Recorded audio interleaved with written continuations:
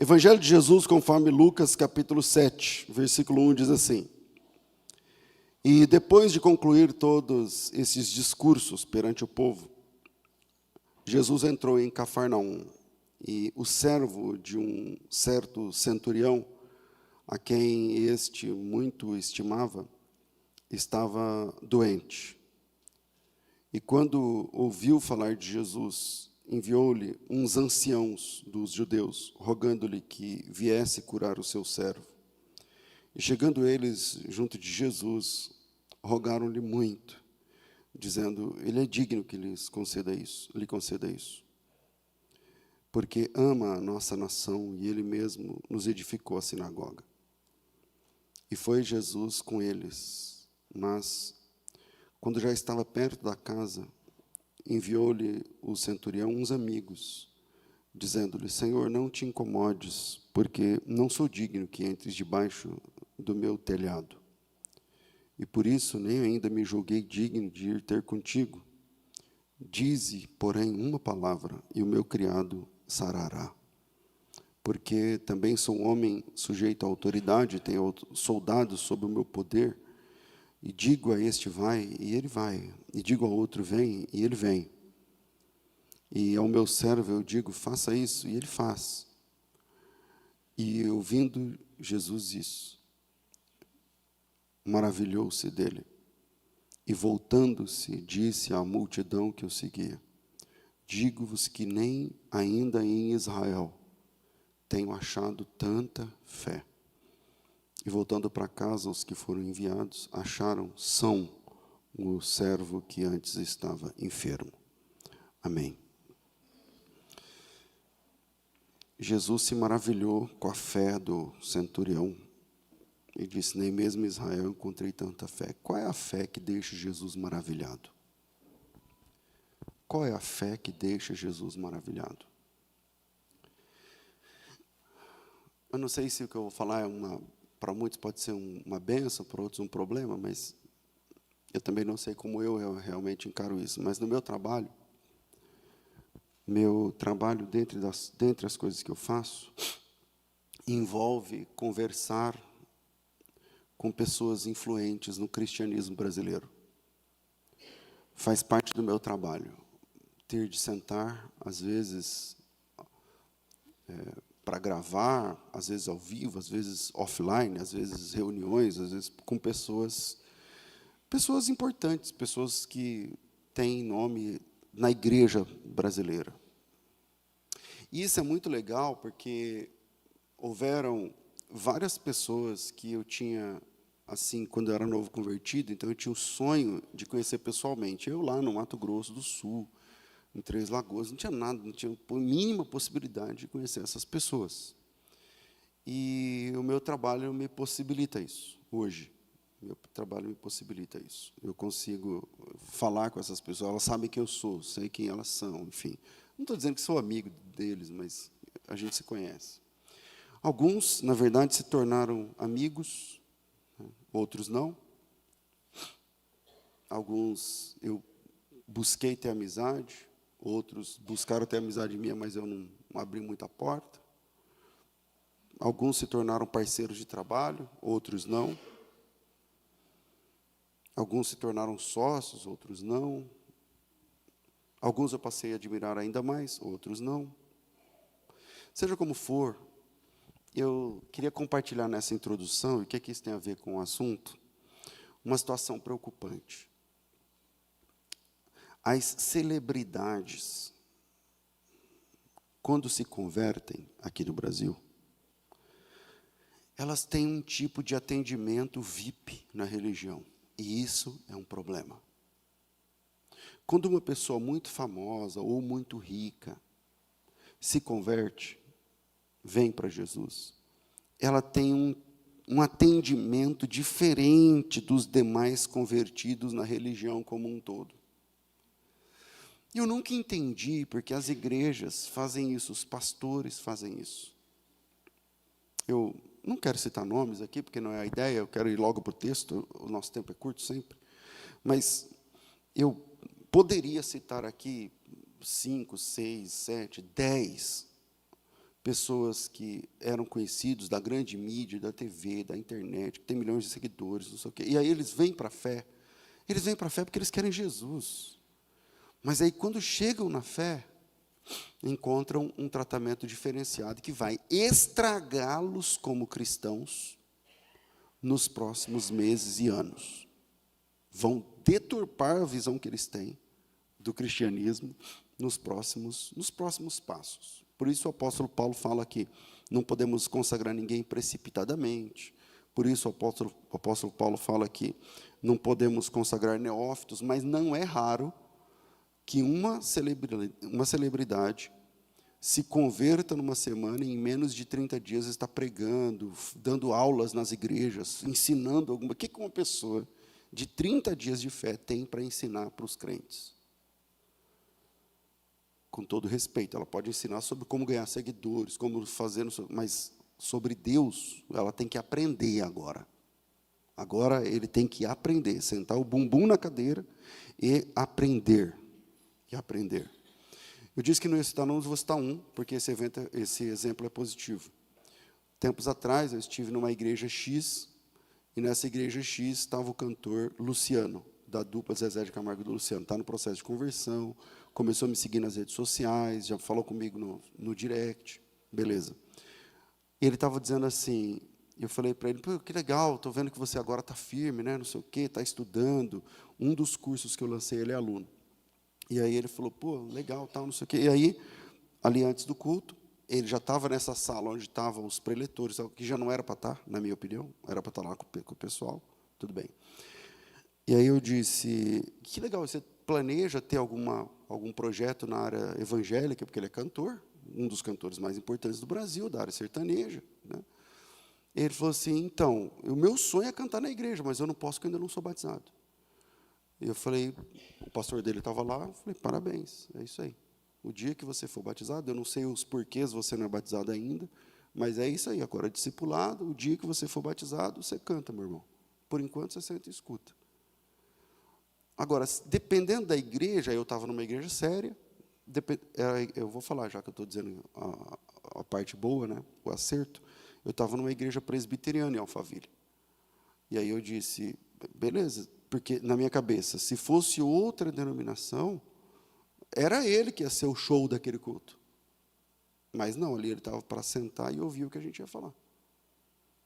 Então, é óbvio que isso que eu estou falando varia de denominação para denominação. Mas, geralmente, um famoso convertido, em poucas semanas, está pregando, cantando, ensinando, desenvolvendo algum tipo de trabalho, de ministério. Isso acontece com jogadores de futebol. Jogadores de futebol. Do nada, eles viram celebridades. Uma vez, não sei quem aqui, falou, pastor, o senhor viu que aqui no culto tinha um jogador tal, não sei o quê? Eu falei, não vi. E aí, legal, né? Legal. Bem-vindo sempre para ouvir o evangelho. Senta aí e ouve, meu amigo. E claro que eu não estou dizendo que é para maltratar, ou é para... Não, mas é um irmão, como qualquer outro irmão, e está tudo bem. Bom, o texto que lemos mostra um centurião. Ele é romano, ele era a autoridade máxima na região onde ele morava. A autoridade que eu estou falando é a autoridade militar. Num vilarejo, como Cafarnaum, que há 2000 anos atrás tinha, sei lá, 30 famílias, 30, 40 casas, esse homem comanda uma tropa de 100 homens. Ele é muito importante. Aliás, ele comanda tropas divididas em centúrias de 100 soldados, destacamentos de 100 soldados. No primeiro século, Israel era uma simples província romana e o centurião era a presença de Roma que garantia a hegemonia romana na região. Então, esse cara é um cara importante. Esse cara despachava com a Itália. Esse cara, os documentos dele eram em latim. Esse cara, as coisas que ele assinava, as petições, ele recebia dinheiro da coroa. Esse cara era um cara importante. Esse centurião, plantado por Roma, pela coroa, em Cafarnaum, tem centuriões e centuriões, né? Enfim, e aí Obrigado pela água. Esse centurião, ele escolheu exercer um controle amigável em Cafarnaum. Escolheu exercer uma abordagem pacífica e não dando tapa na mesa, dizendo, não, comigo é assim. Não, ele foi pacífico, ele disse, ó, eu que comando aqui a parte militar, com Roma e tal, e ele percebeu que a sociedade se movimentava em torno da religião, ele vem de Roma para isso, e quando ele chegou lá, ele fez uma leitura de Cafarnaum e descobriu que a sociedade se movimentava em torno da religião, da fé. Então, ele se aproximou da religião.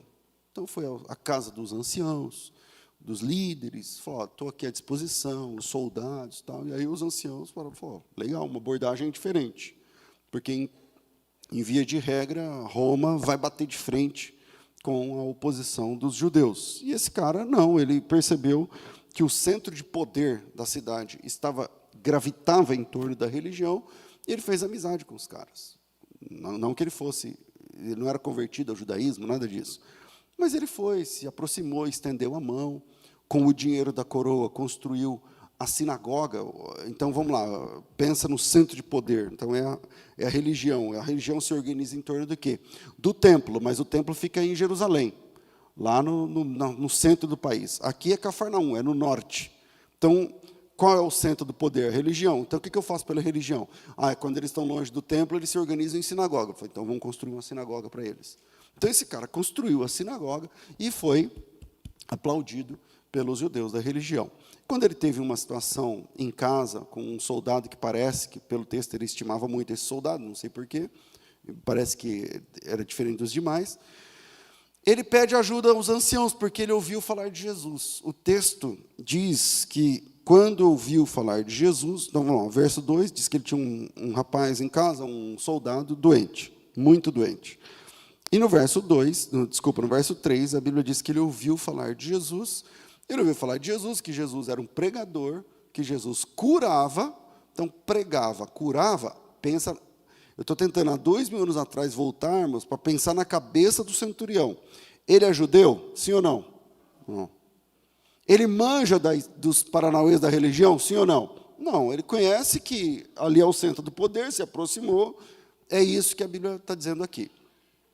Aí ele ouve falar de um pregador nortista, um pregador ali da Galileia, do pedaço. E aí ele fala assim, bom, pregador, está falando de Deus, eu vou chamar os caras da religião e falar para eles, eu queria que esse cara viesse aqui. Eu estou com uma demanda aqui em casa, eu ouvi falar de Jesus. Só que ele não sabe que há uma tensão entre os religiosos contra Cristo. Porque os fariseus, os saduceus, o pessoal da religião, eles eram contra ou a favor de Jesus? Contra. Contra. Mas o cara é uma celebridade. Mas o cara é importante. O cara é grande na cidade. E quando ele tem uma demanda em casa, com um soldado que ele estimava, ele pede ajuda aos anciãos. E os anciãos foram buscar Jesus para ajudar o cara, para ajudar o centurião. E aí eu queria deixar essas 3 abordagens nesse texto, e eu tenho certeza que, assim como foi comigo, através dessa palavra, Deus vai tratar com a sua vida também. Primeiro, a nossa religião não tem poder de declarar a dignidade de ninguém. A nossa religião não tem poder para declarar a dignidade de ninguém. Veja, versículo 3, quando ouviu falar de Jesus e viu-lhes alguns, dos judeus, rogando que viesse curar seu servo. E chegando junto de Jesus, rogaram-lhe muito, dizendo, é digno que lhes concedas isso. Bom, primeiro, por que é que os religiosos disseram que o centurião era digno? Aí parece muito com o tratamento VIP que a nossa religião odierna dá às celebridades que se apresentam na fé. É digno. Então, mas é digno porque é grande? É digno porque é importante? Ele é digno porque ele construiu a sinagoga, ele tem dinheiro? Por que que os religiosos disseram que o centurião era digno? Vamos para o texto, versículo 4. Ele é digno que lhe concedas isto, porque ele ama a nossa nação e porque ele mesmo edificou-nos uma sinagoga. Então, vamos lá.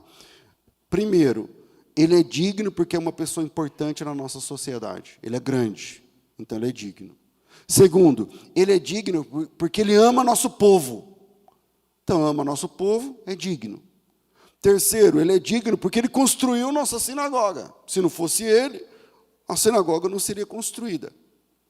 Ou seja, se ele é grande, se ele ama o nosso povo, e se ele faz favores financeiros à nossa religião, então ele é digno. Essa é a conta da religião. E não é exatamente isso que nós vemos acontecer hoje na nossa sociedade? Não é exatamente essa a régua usada pela religião do nosso tempo, onde artistas, políticos, famosos, autoridades, celebridades, são tratadas de forma claramente diferente dos demais dentro da fé? Mas não devia ser assim. Não devia ser assim. E por que é que nós, na nossa época, agimos igual os fariseus? Fazendo essa conta. Ele é grande, ele é importante, ele ama o que a gente ama, e ele investiu financeiramente no nosso projeto religioso. Por que é que nós agimos assim? Por que é que nós agimos desse jeito? 15 dias atrás, talvez 20 dias atrás, aqui em Campinas, eu recebi uma proposta para, através do CNPJ da igreja, conseguir 2 milhões de reais para a nossa comunidade aqui em Campinas. Com políticos. E em 6 meses o dinheiro cai na conta. Minha resposta? Não precisamos de 2 milhões de reais, obrigado. Deus abençoe. Por quê? Porque não é o governo que sustenta a igreja. Não são os políticos que sustentam a nossa família. Quem cuida da igreja é o Deus da igreja. E Deus cuida da igreja através dos membros da igreja. Porque eu não quero que amanhã ou depois chegue aqui um político com o sorriso 15 para as 3 e senta aqui. Ai, pastor César, agora nós ajudamos aqui, que benção, comprou agora um terreno, né, de 2 milhões. Não, irmão. Aqui não, você pode vir para ouvir o evangelho, se quiser pode pedir oração, como eu fiz na campanha passada, vou levar um candidato, tá bom, ouve o evangelho e depois eu chamei, vamos orar, pronto, abençoa o Senhor. Por que é que as pessoas querem tratar diferentemente as outras? Não é exatamente isso que acontece na nossa realidade? Bom, vamos aprofundar a questão, olho aí no texto. Veja com atenção o verso 3. Tendo ouvido falar a respeito de Jesus, enviou-lhes anciãos dos judeus, pedindo que viesse curar seu servo. Primeiro, ele ouviu falar de Jesus. E a pergunta é, Jesus era bem visto pelos fariseus, pelos líderes do judaísmo? Não. Mas aqui, o centurião ouviu falar de Jesus. E os religiosos já ficaram todos afoitos. Eu nem gosto de Jesus, mas como ele ouviu falar de Jesus e ele quer Jesus, eu busco.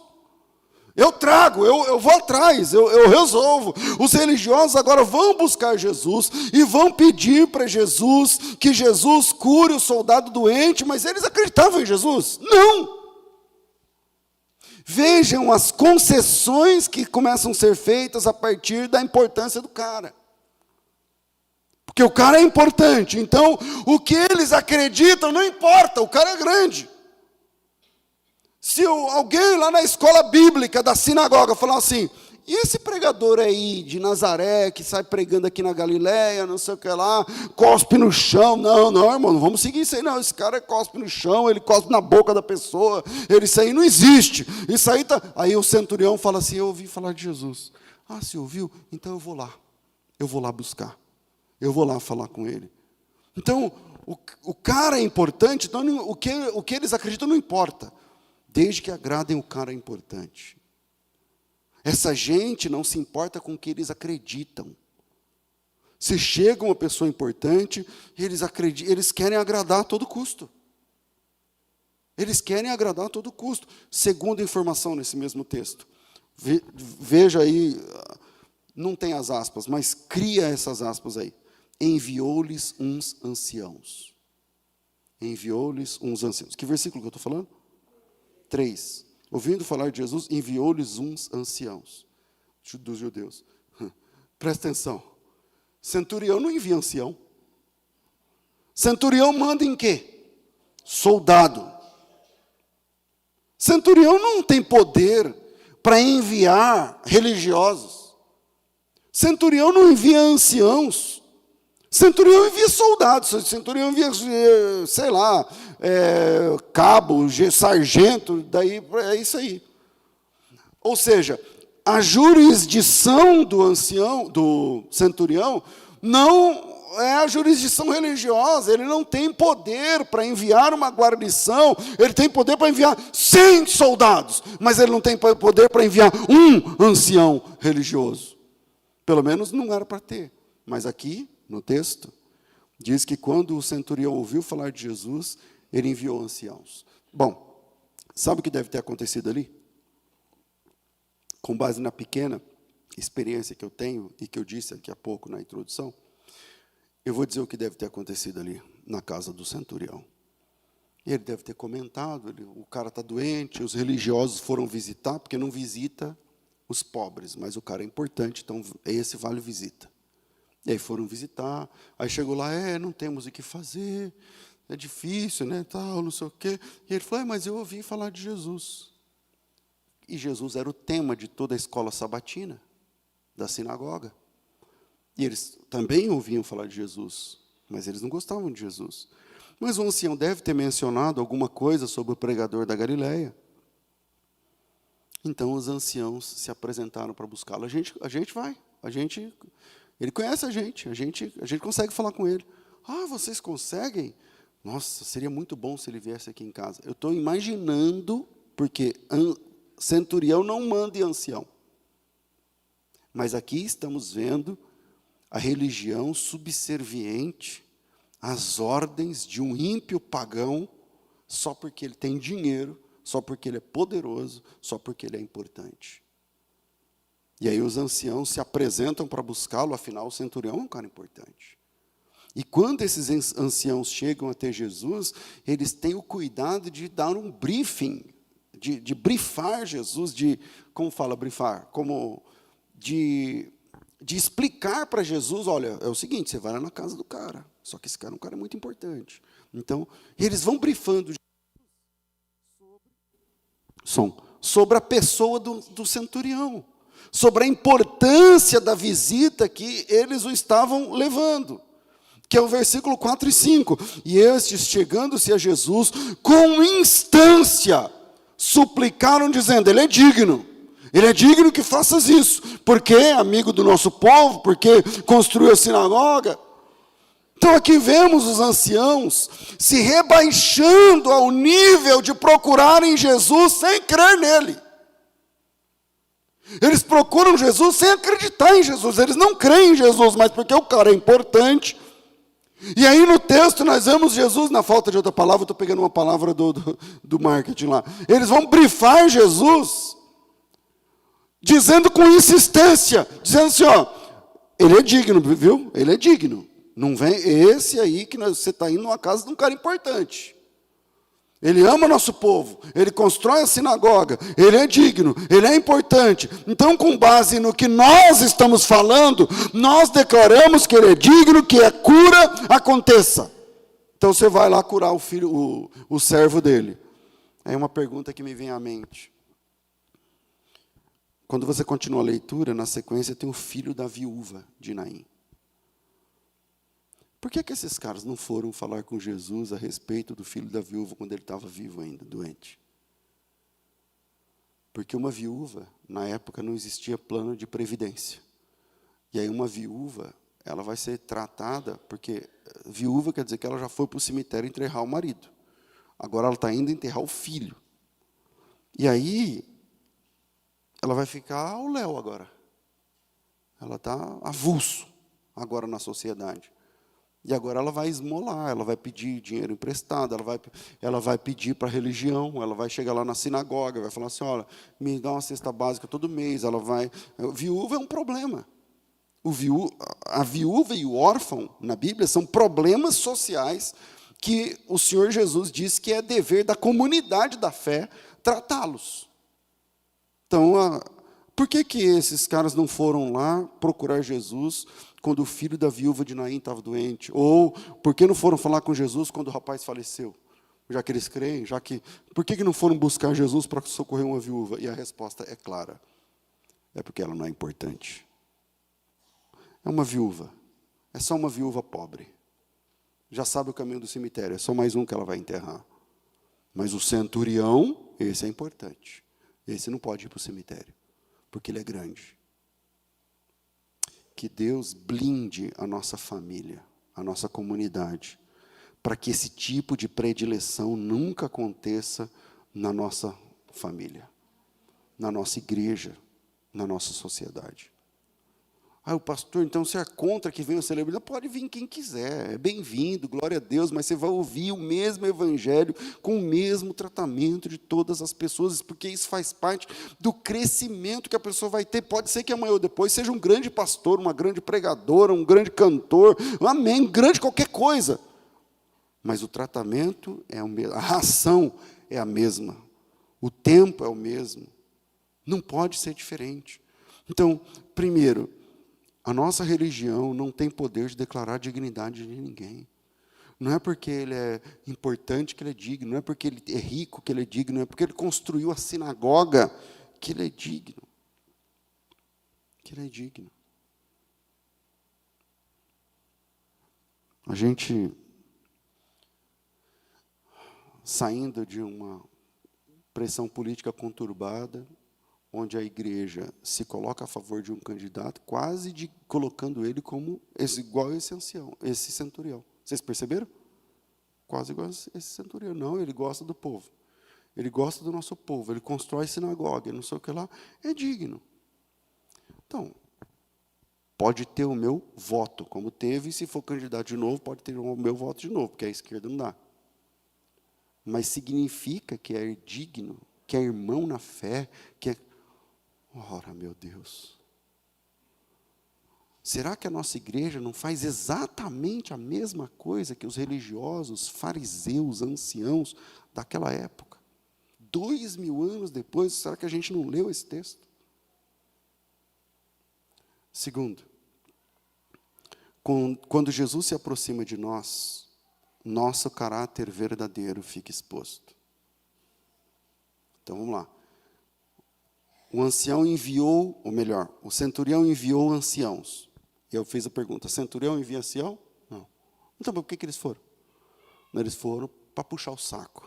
Eles foram porque o cara é importante. Aí, quando os anciãos, eu estou confundindo ancião com centurião. Quando os anciãos chegam e falam com Jesus, a Bíblia, o texto, versículo 3 ou 4, fala que Jesus foi com eles. Deixa eu achar aqui. Versículo... Não. 6, obrigado. E Jesus foi com eles. Mas quando estava perto da casa, o centurião enviou o quê? Amigos. Veja que interessante esse verso 6. Quando Jesus estava longe, a religião declarava que o centurião era digno. A religião falava dos seus feitos. A religião falava sobre o seu amor pelos judeus. E Jesus resolve ir até a casa do tal centurião digno que ama os judeus e que constrói a sinagoga. Jesus falou, tá bom, vou chegar perto desse cara. Vou lá na casa dele, beleza, vamos embora. Mas quando o centurião soube que Jesus estava no quarteirão de baixo, ele manda agora amigos. E é interessante que a palavra amigo acontece 2 vezes até aqui. No versículo de número 5, fala assim, ele é amigo do nosso povo. Olha lá, é um amigo, é uma palavra no grego. Ele ama o nosso povo. É essa a ideia. O amigo ali ama o nosso povo. Agora, a palavra que aparece para amigo no verso 6 é outra palavra. Quer dizer, o amigo de ser próximo, de conhecer realmente a realidade. O primeiro amigo é um amigo de... Ele ama o que a gente faz. Ele ama a nossa nação. Ele chama de amigo assim. A palavra agape aparece ali, salvo engano. Essa palavra. Agora, quando aparece o amigo no verso 6, ele envia amigos. São amigos de verdade, porque tem uma palavra grega que é a palavra filéu, que significa uma amizade de verdade. São amigos de verdade. Então, primeiro, ele é amigo do povo porque ele gosta das coisas que os judeus gostam. Mas quando o centurião soube que Jesus está chegando, então ele envia os verdadeiros amigos, os amigos dele, aqueles que conhecem ele de verdade, não religiosos, amigos. E aí os amigos vão com essa mensagem: não te incomodes, porque eu não sou digno. A religião acabou dizendo, e a Bíblia diz que insistiram com Jesus, dizendo: você vai lá, mas ele é digno, viu? Ele é digno, ele é grande, ele é importante, ele ama o nosso povo, ele constrói sinagoga, ele é um cara da sociedade, ele é uma celebridade, se não fosse ele, a gente... Isso é o que a religião está falando. Aí vem os amigos do cara e fala assim, ó: não precisa ir, porque ele não é digno. Afinal, esse cara é digno ou não é digno? Digno para a religião, mas indigno para si mesmo e para os seus amigos de verdade, aqueles que conhecem ele de fato. Veja que os anciãos dizem: ele é amigo do nosso povo, e aqui ele envia os seus próprios amigos. Os amigos de verdade. Vejam que a religião diz: ele é digno. E os amigos verdadeiros dizem: ele não é digno. Ele não é digno. Digno para a religião. Indigno para si. E para os verdadeiros amigos.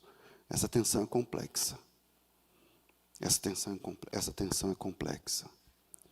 Quando você é digno, para mim como pastor, você é digno para os ministérios da nossa comunidade, você é digno. Mas para os seus amigos verdadeiros, não. Isso é uma tensão quando Jesus está se aproximando e a ficha vai caindo. E ele fala: não, eu não sou digno. Não, isso os religiosos pensam de mim, mas não é verdade. Em João capítulo 3 temos um religioso assim. O nome dele é Nicodemos. Ele é apresentado na Bíblia como um dos principais da religião. Príncipe dos judeus. Não é príncipe porque ele é filho de um rei, não. É porque ele é um dos principais. E aí a primeira coisa que Jesus fala para Nicodemos é: cara, você precisa nascer de novo. Digno para a religião. Mas diante de Jesus, você precisa nascer de novo. Digno para as pessoas que estão longe. Mas quando Jesus chega, não, eu não sou digno. Longe de Jesus, a gente pode ser considerados dignos pelas pessoas. Mas quando Jesus se aproxima da gente, fica claro que a nossa dignidade é só uma percepção das pessoas devido às nossas atitudes. Porque se você ama a coisa certa, a religião te declara digno. Se você faz uma coisa nobre, a religião te declara digno. Se o seu comportamento é um comportamento exemplar, então a religião bate palma. Então você é consagrado. Então você é considerada. Então você pega o microfone. Então você fala. Então você dá aula. Então você prega. Então você aparece. Então você vira um exemplo. Se as coisas que você ama e as coisas que você faz são nobres, então você automaticamente é declarado digno. A religião declara digno esse homem com base em duas premissas. Primeiro, ele ama o nosso povo. Então as coisas que você ama, olhando pelo prisma da religião, te declaram dignos. Digno. Ou as coisas que você faz, ele fez uma sinagoga. Então as coisas que você ama e as coisas que você faz para a religião fazem te apresentar como uma pessoa digna. Digna. Então, se você ama a coisa certa, e se você faz a coisa certa, palmas, aleluia, placas, honrarias. Mas a religião te declara digno com base nessas premissas. Mas os amigos, os que você conhece de verdade, na intimidade, para eles, você não tem essa dignidade toda. Dizem que você não é digno, porque a religião, ela olha o que você faz, e o amigo sabe quem você é. Então eles vão até Jesus e dizem, não precisa ir até a casa dele. Por quê? Já estou chegando, é na rua de baixo. Porque ele não é digno. As pessoas dizem que ele é digno, mas ele não é. E quando Jesus se aproxima, a gente cai na real. Quando Jesus se aproxima, a nossa ficha cai. Quando Jesus se aproxima, a nossa ficha cai. Lembra do ladrão na cruz? Ambos começam amanhã xingando Jesus. Ambos começam amanhã blasfemando contra Cristo. E aí, no fim, um deles cai na real. E ele diz para o outro, você está louco? Você não teme Deus? Porque nós estamos nessa situação porque os nossos feitos merecem. Em outras palavras, eu estou morrendo porque eu mereço, mas este nenhum mal fez. Quando Jesus se aproxima, a gente cai na real. Conforme a gente vai se aproximando mais de Jesus, a nossa ficha cai, a gente fala assim, a gente não é digno igual a gente pensava. Conforme a gente se aproxima de Cristo, você vai percebendo que aquilo que as pessoas falam a seu respeito, é verdade para elas, não é mentira, mas tem mais coisas aí. Quando Jesus está próximo, a gente percebe que as pessoas, o que elas pensam de nós, não é verdade. Aquilo que elas falam é porque elas veem. Elas veem a sinagoga que você constrói. Elas veem o que você ama. E aí elas falam, ele é digno. O que a religião diz a nosso respeito, não é verdade. O que as pessoas pensam sobre você está realmente equalizado com a verdade. No caso do centurião não estava. E antes que Jesus chegasse, ele mandou os amigos e disse, eu não sou digno. Fala para ele, eu não sou digno. Então olha para o teu irmão agora e fala, eu não sou, estou brincando. É porque geralmente as pessoas só falam coisa benção, né? Olha para o teu irmão e fala, eu sou digno, você é o bichinho de Jacó. Até hoje eu não sei porque que a Bíblia fala do bichinho de Jacó, mas tudo bem. Vamos lá.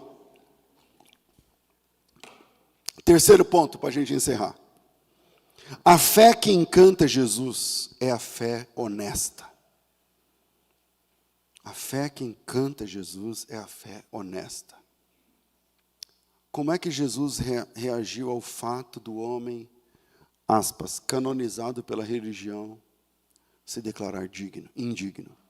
Como é que Jesus reage ao fato do homem canonizado pelos anciãos, ele mesmo se declarar indigno? Não sou digno que entre debaixo do meu teto. Bom, vamos para o verso 9.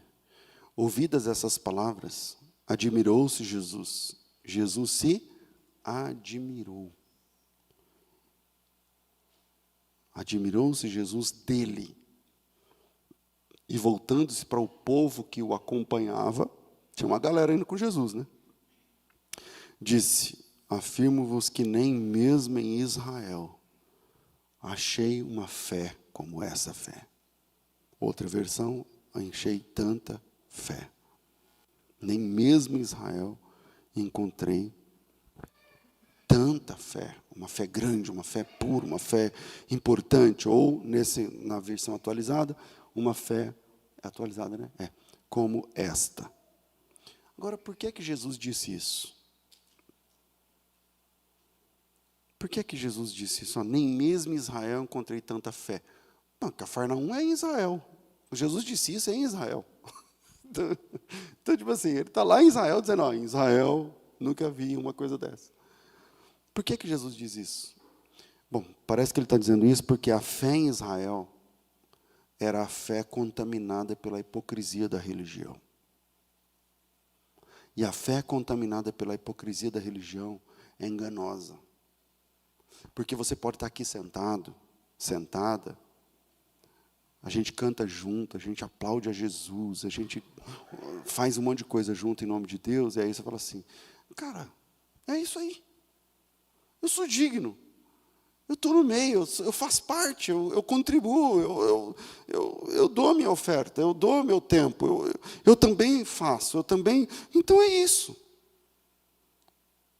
A fé em Israel naquele momento, e eu estou mostrando isso com base no verso 3, no verso 4, da conta que os religiosos fazem para declarar uma pessoa digna, se ele ama o que a gente ama, se ele faz o que a gente gosta, se ele então é digno. Então Jesus se admirou da fé do rapaz, porque a fé em Israel naquele momento era uma fé contaminada pela hipocrisia da religião.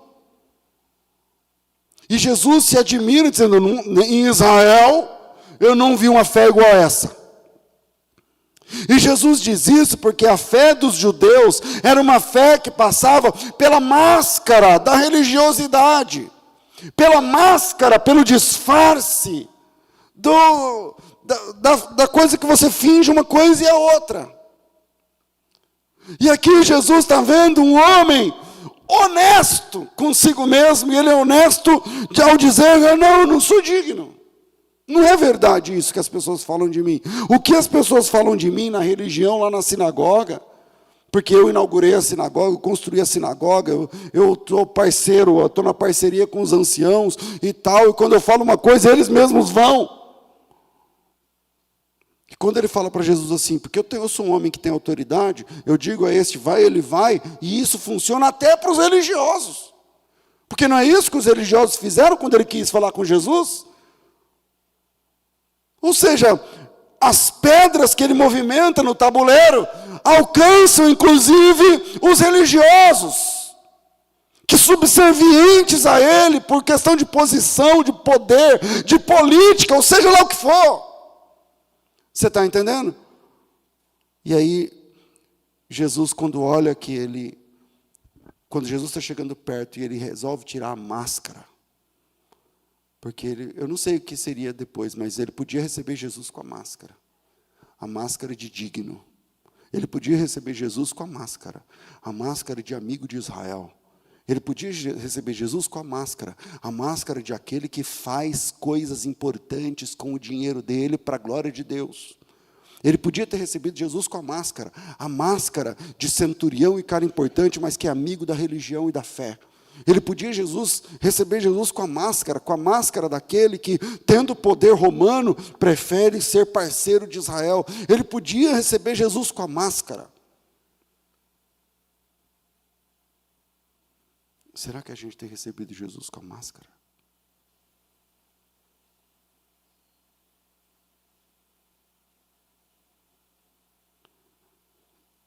A máscara de que nós amamos o que a Bíblia fala? Será que a gente recebe Jesus com a máscara de que nós somos amigos do povo de Deus? Será que a gente é assim que a gente recebe Jesus na nossa casa, com a máscara de que, não, eu faço coisas importantes na fé? A Bíblia diz que Jesus se admirou, porque o cara disse, não precisa entrar no meu teto, eu não sou digno. E isso não foi uma notícia ruim para Jesus. Geralmente, quando alguém fala assim, não vem na minha casa. Fala, então ele não gosta de mim. Mas Jesus interpretou a honestidade por trás da fé, que estava por trás da fala daquele cara. E aí Jesus se encantou e disse, eu vos afirmo que em Israel eu não achei uma fé como esta fé. O que Jesus está falando aí não é que a fé desse cara é uma fé que crê mais. O que Jesus está dizendo que a fé dele não é igual às outras, não é porque é uma fé mais embasada no sobrenatural. Nossa, eu não preciso nem entrar na casa dele que ele já crê. Não é isso. A fé como esta é a fé honesta. A fé sem máscara.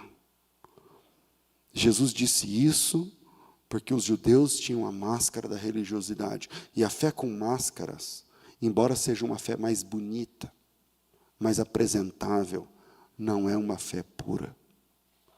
E Jesus ama ver a verdade em nós. Você quer agradar a Jesus? Ah, pastor, mas nesse momento eu estou tão longe. Você quer agradar a Jesus? Então fala a verdade sobre você.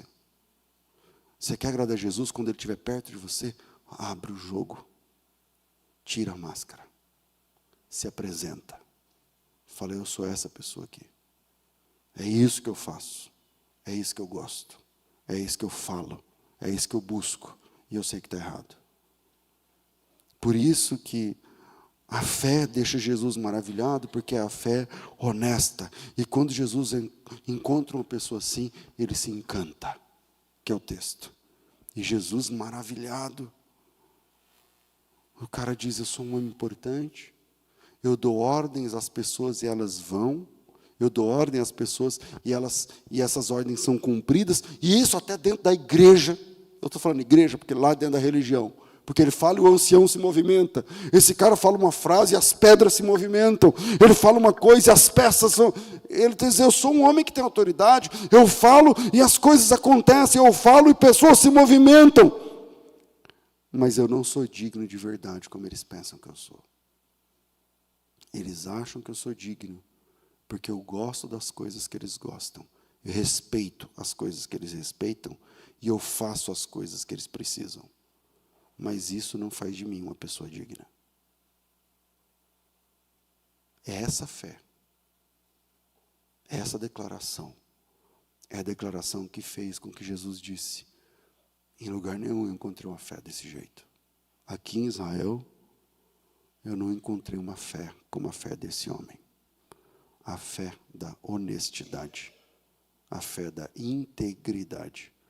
E é essa fé que nós precisamos alcançar. Que Deus abençoe vocês em nome de Jesus. Amém. Vamos todos ficar de pé, meus irmãos, por favor. O envelope para quem vai colocar o dinheiro físico, cada vez menos, né? É o envelope, ali é o Pix, então pega seu celular, você que vai fazer a sua transferência. Está aparecendo aí para quem está no YouTube. Deixa eu ver aqui quem está no YouTube, como é que está funcionando. Para quem está no YouTube, geralmente tem aqui também na descrição de cada culto, tem lá a forma de você contribuir, tem a forma de você fazer transferência, tem a forma de você fazer o Pix também, e você pode também glorificar a Jesus, tá certo? Você pode também glorificar a Jesus. Então, venha entregar a sua oferta em nome do Senhor.